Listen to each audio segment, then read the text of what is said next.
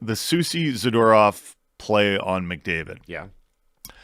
I know McDavid, quote unquote, started it. I still wonder if there might be a suspension to this. I don't think so, but you're not alone in thinking that. Frank Saravelli just tweeted out, still too early to call which way player safety will go on Susie / Zadorov cross-checks on McDavid. By the way, who would they suspend, Susie or Zadorov? Probably Susie, because he got him in the face. They get half a game each.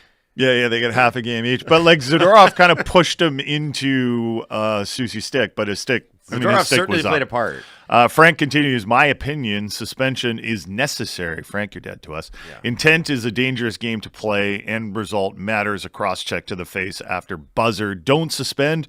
It's a free-for-all now. Here's the thing. This series has already been a free-for-all. Yep. The refs have done a very poor job. Just in general. In some ways, though, there have been some advantages to the Canucks because that doesn't mean they're going to do a good job. Okay, but hold on. No, it doesn't. It doesn't. Yeah. It doesn't. But it's as someone tweeted at me yesterday, it's prison rules out there, and I kind of agree. Have you seen some of the cross checks that the Canucks are giving Leon Draisaitl on the back? Yep. And listen, if they're not going to call it, keep doing it. Hack the bone. Whatever you have to do, right?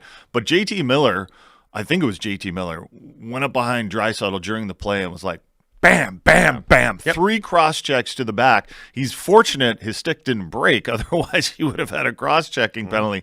It is a rough, nasty series, and I do wonder if the NHL will step in and say, we got to calm this down, and Susie, you're going to sit one game because that is Connor McDavid. The only thing I'm going to say to that is that Frank missed some real key context there, and that is injury to the player. Because if Sam Bennett can cold cock Brad Marchand and knock him out of a game and the subsequent game with what was very clearly like it was a straight jab to the face. I don't know if everyone's seen it, but there's no other way to describe it that Sam Bennett knocked out Brad Marchand. He one-punched him.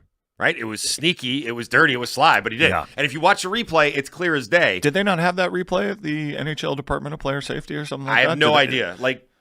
Was that filmed by someone in the crowd? I mean, it's like the Zapruder film or something? It's clear as day that it's a shot, and the injury is immediate.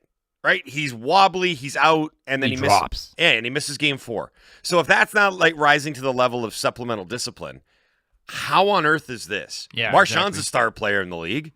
Right, he's not McDavid. If Nobody gets suspended, I'd be very disappointed. On the Marchand hit, they're like, well, he hit it really well. You know, he made it seem very sneaky, so we give him bonus points. I love the text inbox right now. It's like, people. There's a lot going on. Picking out all the plays. Here's one. How about Kane's kick when Zadorov dumped him into the bench? There was a lot that happened last night. That was a huge hit by Zadorov, and I was up in arms when I thought that Zadorov was the only one going to get the penalty. I was like, well, he didn't. He just hit him. Yeah. He just hit him. That was an instance where the refs did a good job, I thought. Because I thought just no penalty should have been called. But they wanted to cool the fire a little bit. They wanted to throw some water on it, right? Yeah. So you just send both guys to the box. I thought it was fine because there was obviously something they had to call for either, and this was just a generic bench minor, right? For grabbing and holding on and everything, getting engaged, basically. Mm-hmm. So I thought it was a good way of dealing with it. One of the few instances, right? This is a series where it's difficult for the refs. It's been a powder keg, so I'll give them a sliver here where I'll say, okay, let them off the hook. But the refereeing has not been good in this series, at all. And I think that Edmonton. Do you want them to call it heavy-handed though? I don't. Oh, I don't want them to. I want the Canucks to be able to do what the Nashville Predators did to Hughes and Petey in that series. I want the Canucks to be able to fire away at McDavid. I don't want them to fire away at Draisaitl. I don't want whatever they can. I don't want them to be whistle happy. No. But did you see what they were deciding were penalties yesterday? I know. That's the crazy part. There's got to be some consistency to it. If you're allowed to cross-check people in the back, you're allowed to cross-check people in the back, right? It can't just be arbitrarily picking as you go along. Even the interference call on Draisaitl to start the game. I mean, it was a pick, but it was kind of one of those. I bet that happens 100 times in a game. Yeah, and and here's the thing: full credit to the Canucks for taking those soft penalty calls and just burying them on the power play, because that makes it even worse, because then you get doubly frustrated, right? Now, it helps that Stuart Skinner can't stop anything, but whatever the case, like that's where if the refs get whistle happy, the Canucks are in trouble because they can't stop the Oilers' power play. They cannot. I mean, they did a nice job in the third period. I'll give them that, but they made a kill. Or was it 2 even? You know what? Okay, I know I was impressed with that. You know what? Though. We're way up against like, finally. We're way up against it for time. We got to It talk was to David 2 kills, and the Oilers are now 4 for 8 on the power play. Heck So yeah. 50%. That's great. They're mortal. Holding them to 50%, which is actually pretty good.